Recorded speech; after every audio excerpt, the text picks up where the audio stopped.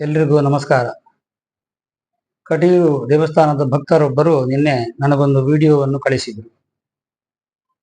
ಆ ವಿಡಿಯೋದಲ್ಲಿ ಕಟೀಲು ಮೇಳದ ದೇವರು ಬ್ರಾಹ್ಮಣರು ಬಿಟ್ಟು ಉಳಿದವರ ಮನೆಗೆ ಹೋಗ್ತಾ ಇಲ್ಲ, ಅದು ಕೋಮುವಾದವನ್ನು ಹರಡಿಸುವಂತಹ ಮೇಳ, ಯಕ್ಷಗಾನ ಎನ್ನುವುದೇ ದೈವಾರಾಧನೆಯನ್ನು ತುಳಿಲಿಕ್ಕಾಗಿ ಹುಟ್ಟಿದಂತಹ ಒಂದು ಕಲೆ, ಸತ್ಯನಾರಾಯಣ ಕಥೆ ಅಲ್ಲ, ಸುಳ್ಳು ನಾರಾಯಣ ಕಥೆ, ಹೀಗೆ ಹಲವಾರು ವಿಷಯವನ್ನು ಒಳಗೊಂಡಂತಹ ವಿಡಿಯೋ ಅದು.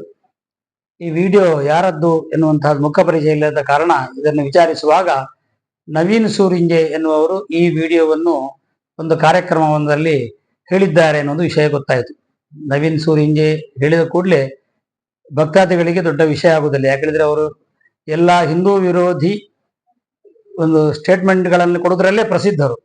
ಅದರಿಂದ ಇದಕ್ಕೆ ತಲೆ ಕೆಡಿಸಬೇಡಿ ಅಂತಲೂ ಕೆಲವರು ನನಗೆ ಬುದ್ಧಿವಾದವನ್ನು ಹೇಳಿದವರು ಇದ್ದಾರೆ. ಆದರೆ ಗೊತ್ತಿಲ್ಲದ ಭಕ್ತರಿಗೆ ಸತ್ಯವನ್ನು ತಿಳಿಸಬೇಕು ಅನ್ನೋ ಉದ್ದೇಶಕ್ಕೋಸ್ಕರ ನಾನು ಈ ಮಾತನ್ನು ಹೇಳ್ತಾ ಇದ್ದೇನೆ. ಕಟೀಲು ಮೇಳದ ದೇವರು ಬ್ರಾಹ್ಮಣರ ಮನೆಗೆ ಮಾತ್ರ ಹೋಗ್ತಾರೆ, ಬೇರೆ ಜಾತಿಯ ಮನೆಗೆ ಹೋಗುವುದಿಲ್ಲ ಎನ್ನುವಂತಹ ಹೇಳಿಕೆ ತಪ್ಪು. ಅವ್ರಿಗೆ ಗೊತ್ತಿಲ್ಲದೆ ಹೇಳಿದ್ದೋ ಪೂರ್ವಾಗ್ರಹ ಪೀಡಿತವಾಗಿ ಹೇಳಿದ್ದೋ ಗೊತ್ತಿಲ್ಲ. ಕಟೀಲು ದೇವರು ಹೇಳಿದ್ರೆ ಸಾತ್ವಿಕವಾದಂತಹ ದೇವರು. ಹಾಗಾಗಿ ಇಲ್ಲಿ ದೇವರ ಉದ್ಭವ ಲಿಂಗದಲ್ಲಿ ದೇವರನ್ನು ಕಾಣುವಂಥದ್ದು. ಆ ಉದ್ಭವ ಲಿಂಗಕ್ಕೆ ಕೆಂಪು ಹೂವನ್ನು ಇಡ್ಲಿಕ್ಕಿಲ್ಲ.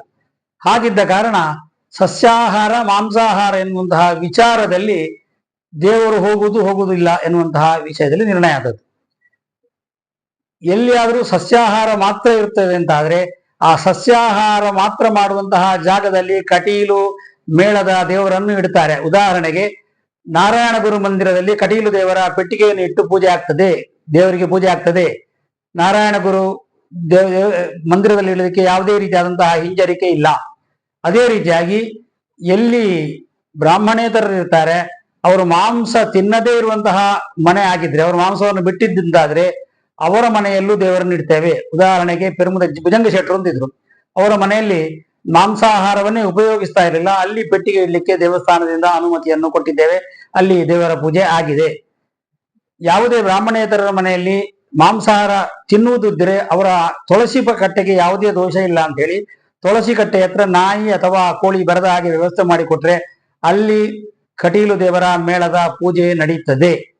ಅದೇ ರೀತಿಯಾಗಿ ಮಾಂಸಾಹಾರ ತಿನ್ನುವ ಮನೆಯಲ್ಲೂ ಸಹ ಅವರು ವಾಸ್ತು ಇತ್ಯಾದಿಗಳನ್ನು ಮಾಡಿದ್ದ ಹೌದು ಅಂತಾದ್ರೆ ಅಲ್ಲಿ ನಾವು ದೇವರನ್ನಿಟ್ಟು ಪೂಜೆ ಮಾಡ್ತೇವೆ. ಉದಾಹರಣೆಗೆ ಆನಂದ ಡಿ ಸಾಲಿಯಾನ್ ಅಂತ ಕಿನ್ನಿಗೋಳಿಯಲ್ಲಿದ್ದಾರೆ. ಅವರು ದಲಿತರು ಒಂದು ಪಂಗಡಕ್ಕೆ ಸೇರಿದಂತಹ ಒಬ್ರು ವ್ಯಕ್ತಿ. ಅವರ ಮನೆಯಲ್ಲೇ ದೇವರು ಇಡ್ತಾರೆ. ಯಾಕಂದ್ರೆ ಅವರು ವಾಸ್ತು ಮಾಡಿ ಶುದ್ಧ ಮಾಡಿಕೊಂಡು ದೇವರು ಇಡ್ಲಿಕ್ಕೆ ಬೇಕಾದಂತಹ ವ್ಯವಸ್ಥೆ ಮಾಡಿಕೊಡ್ತಾರೆ. ಹಾಗಾಗಿ ಕಟೀಲು ಮೇಳದ ದೇವರನ್ನು ಇಡುವ ವಿಚಾರದಲ್ಲಿ ಸಸ್ಯಾಹಾರ ಮಾಂಸಾಹಾರ, ಸಾತ್ವಿಕ ಆಹಾರ, ಸಾತ್ವಿಕ ಅಲ್ಲದೆ ಇರತಕ್ಕಂತಹ ಆಹಾರ ಎನ್ನುವಂತಹ ವಿಭಾಗದಲ್ಲಿ ವಿಂಗಡಿಸಿಕೊಂಡು ದೇವರು ಇಡತಕ್ಕಂತಹ ವ್ಯವಸ್ಥೆಯನ್ನು ಮಾಡಲಾಗಿದೆ. ಇನ್ನೊಂದು ವಿಷಯ, ಬ್ರಾಹ್ಮಣರ ಮನೆಯಲ್ಲಿಯೂ ಸಹ ಆಚಾರ ಇಲ್ಲದಿದ್ರೆ ಅಂತಹ ಜಾಗದಲ್ಲಿ ನಾವು ದೇವರ ಪೂಜೆಯನ್ನು ಮಾಡುವುದಿಲ್ಲ. ಹಾಗಾಗಿ ಅದು ಜಾತೀಯತೆಗೆ ಸಂಬಂಧಪಟ್ಟಂತಹ ಒಂದು ಮೇಳ ಎನ್ನುವಂತಹ ಒಂದು ಕಲ್ಪನೆ ಸರಿಯಾದದ್ದಲ್ಲ ಅಂತ ಭಕ್ತಾದಿಗಳಿಗೆ ಈ ಮೂಲಕವಾಗಿ ನಾವು ತಿಳಿಯಪಡಿಸ್ತೇನೆ. ಅದರೊಂದಿಗೆ ಅವರು ಹೇಳುವಾಗ ಏನು ಹೇಳಿದರೆ, ಇದು ಕೋಮುವಾದವನ್ನು ಹರಡುವಂತಹ ಒಂದು ಮೇಳ ಅಂತ ಹೇಳಿದ್ದಾರೆ. ಕೋಮುವಾದ ಹರಡಲಿಕ್ಕೆ ನಮ್ಮ ಕಟೀಲು ಮೇಳದಲ್ಲಿ ಪೌರಾಣಿಕವಾದ ಕಥೆಯನ್ನು ಬಿಟ್ಟರೆ ಬೇರೆ ಕಥೆ ಆಡೋದೇ ಇಲ್ಲ. ಪೌರಾಣಿಕವಾದಂತಹ ಕಥೆಯಲ್ಲಿ ಕೋಮುವಾದ ಬರ್ಲಿಕ್ಕೆ ಸಾಧ್ಯವೇ ಇಲ್ಲ. ಯಾಕೆ ಹೇಳಿದ್ರೆ ಬಹಳ ಹಿಂದಿನಲ್ಲಿ ಹಾಗೆ ಆ ಸಂದರ್ಭದಲ್ಲಿ ಕೋಮುವಾದ ಎನ್ನುವಂತಹ ಒಂದು ಪ್ರಶ್ನೆ ಉದ್ಭವಿಸಲಿಲ್ಲ. ಯಾಕೆ ಹೇಳಿದ್ರೆ ರಾಮಾದಿ ದೇವರು ಬಿಟ್ಟರೆ ಬೇರೆ ದೇವರುಗಳ ಕಲ್ಪನೆ ಇಲ್ಲದೆ ಇರತಕ್ಕಂತಹ ಯುಗ. ಆ ಸಂದರ್ಭದ ಕಥೆಗಳನ್ನು ಹೇಳುವುದರಿಂದ ಕೋಮುವಾದ ಎನ್ನುವುದು ಬರುವುದಿಲ್ಲ. ಅವ್ರು ಮತ್ತೊಂದು ಹೇಳಿದ್ರು, ದೈವಾರಾಧನೆಯನ್ನು ಬದಿಗೊಡ್ಲಿಕ್ಕೆ ರಾಮ ಕೃಷ್ಣ ಎನ್ನುವಂತಹ ಒಂದು ಕಥೆಗಳನ್ನು ಹುಟ್ಟಿಸಿ ಹಾಕಿದ್ರು ಅಂತ. ನಾನು ನವೀನ್ ಸೂರಿಂಜೆ ನೇರ ಪ್ರಶ್ನೆ ಕೇಳ್ತೇನೆ, ರಾಮ ಕೃಷ್ಣ ದೇವಿ ಎನ್ನುವರು ಹಿಂದೂಗಳ ದೇವತೆಗಳಲ್ವಾ? ದೈವಾರಾಧನೆಯಲ್ಲಿ ಪೂಜೆ ಮಾಡುವಂತಹ ದೈವಗಳು ಹಿಂದೂಗಳ ದೇವತೆಗಳಲ್ವಾ? ಎರಡೂ ಹಿಂದೂಗಳದ್ದಂತಾದ್ರೆ ಅದರಲ್ಲಿ ಭೇದ ಮಾಡುವಂತಹ ಪ್ರಶ್ನೆ ಇಲ್ಲ, ಕೋಮುವಾದ ಪ್ರಶ್ನೆ ಬರುತ್ತದೆ. ಎರಡೂ ಹಿಂದೂಗಳದ್ದೇ. ಕಟೀಲು ಮೇಳದ ದೇವಿ ಮಹಾತ್ಮೆ ಪ್ರಸಂಗದಲ್ಲಿ ರಕ್ತೇಶ್ವರಿ ಬರತಕ್ಕಂತಹ ಪ್ರಸಂಗದಲ್ಲಿ ಮುಕ್ಕಾಲ್ದಿ ಬರತಕ್ಕಂತಹ ರೀತಿಯಲ್ಲಿ ಒಬ್ಬ ಬರತಕ್ಕಂತಹ ಪಾತ್ರ ಇದೆ. ಅದನ್ನು ನಿಲ್ಲಿಸಬೇಕು ಅಂತ ಎಲ್ಲರೂ ಹಠ ಹಿಡಿಯುವಾಗ ಅದು ನಿಲ್ಲಿಸುವುದು ಬೇಡ, ನಮ್ಮ ದೈವಾರಾಧನಕ್ಕೆ ಕೊಡತಕ್ಕಂತಹ ಒಂದು ಗೌರವ, ಅದರ ಪ್ರತೀಕದಲ್ಲಿ ಅದು ಇರ್ತದೆ ಮೇಳದಲ್ಲಿ ಎನ್ನುವಂತಹ ವಿಷಯದಲ್ಲಿ ಅದನ್ನು ಮೇಳದಲ್ಲಿ ಉಳಿಸಿಕೊಂಡದ್ದು ಕಟೀಲು ಮೇಳದ ಇತಿಹಾಸ.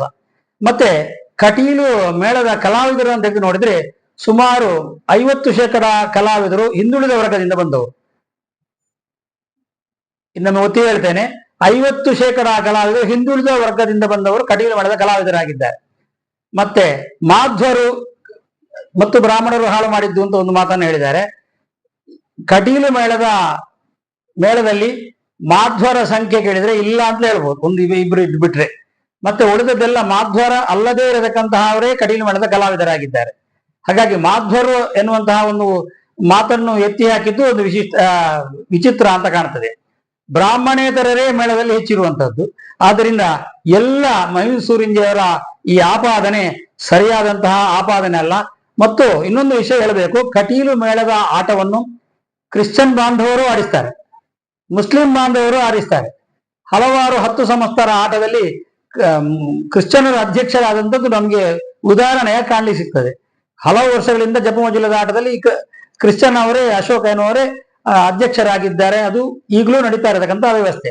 ಆದ್ದರಿಂದ ಯಾವುದೇ ಕೋಮುವಾದವನ್ನು ಹರಡುವಂತಹ ಮೇಳ ಅಲ್ಲ. 10 ಸಂವತ್ಸರ ಆಟವೇ ಕಟೀಲು ಮಾಡೋದು ಹೆಚ್ಚಾಗುತ್ತೆ. 10 ಸಂವತ್ಸರ ಹೇಳಿದ್ರೆ ಇಡೀ ಊರಿಗೆ ಸೇರಿ ಮಾಡತಕ್ಕಂಥ ಆಟ. ಅದರಲ್ಲಿ ಎಲ್ಲ ಹಿಂದೂಗಳನ್ನು ಒಕ್ಕೂಡಿಸುವಂತಹ ಒಂದು ಕಾಯಕ ಕಟೀಲು ಮೇಳ ಮಾಡ್ತಾ ಇದೆ ಎನ್ನುವಂಥದ್ದನ್ನು ಅತಿಶಯೋಕ್ತಿ ಅಂತ ಹೇಳಲಿಕ್ಕೆ ಆಗುದಿಲ್ಲ. ಇನ್ನೊಂದು ಬಹಳ ದೊಡ್ಡ ಒಂದು ಆರೋಪ ಮಾಡಿದ್ರು, ಸತ್ಯನಾರಾಯಣ ಪೂಜೆ ಅಲ್ಲ, ಅದು ಸುಳ್ಳು ನಾರಾಯಣ ಪೂಜೆ. ನಾರಾಯಣ ಗುರುಗಳು ಅಂತ ಇರುವುದನ್ನು ಸುಳ್ಳು ಮಾಡ್ಲಿಕ್ಕೋಸ್ಕರ ಸತ್ಯನಾರಾಯಣ ಕಥೆ ಅಂತ ಆರಂಭಿಸಿದ್ದಾರೆ ಅಂತ ಗೋವಿಂದಾಚಾರ್ಯರು ಹೇಳಿದಂತಹ ಮಾತು ಅಂತ ಹೇಳಿದರೆ ಸಾಧ್ಯವೇ ಇಲ್ಲ. ಗೋವಿಂದಾಚಾರ್ಯ ಇಂಥ ಮಾತನ್ನು ಹೇಳಿದ್ರೆ ಆ ವಿಡಿಯೋವನ್ನು ಕಳಿಸಿಕೊಡ್ಲಿ, ಅದರ ಬಗ್ಗೆ ನಾನು ಆಮೇಲೆ ಅದರ ಸ್ಪಷ್ಟೀಕರಣ ಕೊಡ್ತೇನೆ. ನಾರಾಯಣ ಗುರುಗಳು ನಮ್ಮ ಕೇರಳ, ಕರ್ನಾಟಕ, ಈಗ ಮಹಾರಾಷ್ಟ್ರ ಇತ್ಯಾದಿಗಳಲ್ಲಿ ಇದ್ರೂ ಸಹ ನಮ್ಮ ಈ ಸತ್ಯನಾರಾಯಣ ಕಥೆ ಎನ್ನುವುದು ಕಾಶ್ಮೀರದಿಂದ ಕನ್ಯಾಕುಮಾರಿವರೆಗೆ ಇವತ್ತಿಗೂ ನಡೆಯತಕ್ಕಂತಹ ಒಂದು ದೇವರ ಆರಾಧನಾ ಸ್ವರೂಪ, ಬರೀ ನಮ್ಮ ಕರಾವಳಿಯಲ್ಲಿ ಆಗುವುದಲ್ಲ. ಆದ್ದರಿಂದ ಅಂತಹ ತಪ್ಪು ಕಲ್ಪನೆಯನ್ನು ಜನರಿಗೆ ದಯವಿಟ್ಟು ಕೊಡಬೇಡಿ ಅಂತ ಈ ಮೂಲಕ ಹೇಳ್ತೇನೆ. ಸತ್ಯನಾರಾಯಣ ಸತ್ಯ ಎನ್ನುವುದಕ್ಕೆ ಏನರ್ಥ ಅಂತ ಕೇಳಿದ್ರೆ, ಶಶ್ವತಿ ಏಕ ಪ್ರಕಾರೇಣ ತಿಷ್ಠತಿ ತತ್ ಸತ್ಯಂ ಎನ್ನುವಂತಹ ವ್ಯಾಖ್ಯಾನ ಕೊಟ್ಟಿದ್ದಾರೆ. ಒಂದೇ ಲೆಕ್ಕ ಇರುವುದು ಅದು ಸತ್ಯ ಅಂತ ಅರ್ಥ. ನಾರಾಯಣ ಯಾವ ಕಾಲದಲ್ಲೂ ವ್ಯತ್ಯಾಸವಾಗದೇ ಇರತಕ್ಕಂತಹ ದೇವರು ಹೇಳಿದ್ರೆ ಎಲ್ಲ ದೇವರು ಹಾಗೆ ಯಾವುದೇ ರೀತಿಯಾಗಿ ವ್ಯತ್ಯಾಸವಾಗದಂಥದ್ದು ಏನು ಅದನ್ನು ಶಾಶ್ವತ ಅಂತ ಕರೀತೇವೆ ನಾವು. ಆ ಶಾಶ್ವತವಾಗಿ ಒಂದೇ ಲೆಕ್ಕ ಇರತಕ್ಕಂಥದ್ದು ಏನು ಸತ್ಯ ಅಂತ ಹೆಸರು. ಹಾಗಾಗಿ ದೇವರಿಗೆ ಸತ್ಯ ಅಂತ ಹೆಸರುಂಟು, ಸತ್ಯ ನಾರಾಯಣ ಅಂತ 2 ಹೆಸರು ಒಟ್ಟು ಬರ್ಬೋದು. ರಾಮಕೃಷ್ಣ ಅಂತ ಹೆಸರು ಇಡುವಂಥದ್ದು ನಾವು ಎಷ್ಟೋ ನೋಡ್ತೇವೆ. ನನ್ನ ಹೆಸರೇ ಶ್ರೀಹರಿ ನಾರಾಯಣದಾಸ ಅಂತ, ಶ್ರೀಹರಿ ಇದೆ, ನಾರಾಯಣ ಇದೆ. ಹಾಗಾಗಿ ದೇವರಿಗೆ 2 ಹೆಸರನ್ನು ಹೇಳಿ ಕರಿಬಾರದು ಅಂತ ಎಲ್ಲಿಯೂ ಇಲ್ಲ. ಕೃಷ್ಣನ್ ಹೇಳಿದಾನೆ, ಸತಾಂ ಹಿತಮತ್ಯಂತಂ ತತ್ಸತ್ಯಂ ಇತಿ ಕಥ್ಯತೆ. ಸಜ್ಜನರಿಗೆ ಹಿತವಾಗುವುದೆಲ್ಲ ಸತ್ಯ. ಸತ್ಯನಾರಾಯಣ ಕಥೆಯನ್ನು ತೆಗೆದು ನೋಡಿದ್ರೆ ಸಜ್ಜನರಿಗೆ, ಯಾರು ದೇವರನ್ನು ನಂಬ್ತಾರೆ ಅವರಿಗೆ ಒಳ್ಳೇದಾಗತಕ್ಕಂತಹ ಕಥೆಯೇ ಅದರಲ್ಲಿ ಇರುವುದರಿಂದ ಅದಕ್ಕೆ ಸತ್ಯನಾರಾಯಣ ಕಥೆ ಅಂತ ಹೆಸರನ್ನಿಟ್ಟಿದ್ದಾರೆ. ಆದ್ದರಿಂದ ಎಲ್ಲ ಭಕ್ತಾದಿಗಳಿಗೆ ವಿನಂತಿ, ನವೀನ್ ಸೂರಿಂಜಿ ಅವರು ಹಿಂದೂಗಳನ್ನು ಒಡೆಯುವುದಕ್ಕೆ ಹಲವಾರು ರೀತಿಯಾದಂತಹ ಪರಿಕ್ರಮಗಳನ್ನು ಮಾಡ್ತಾರೆ.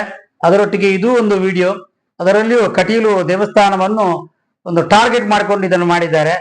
ದಯವಿಟ್ಟು ಇದನ್ನೆಲ್ಲ ನಂಬಬೇಡಿ.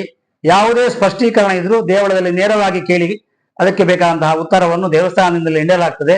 ಎಲ್ಲರಿಗೂ ನಮಸ್ಕಾರ.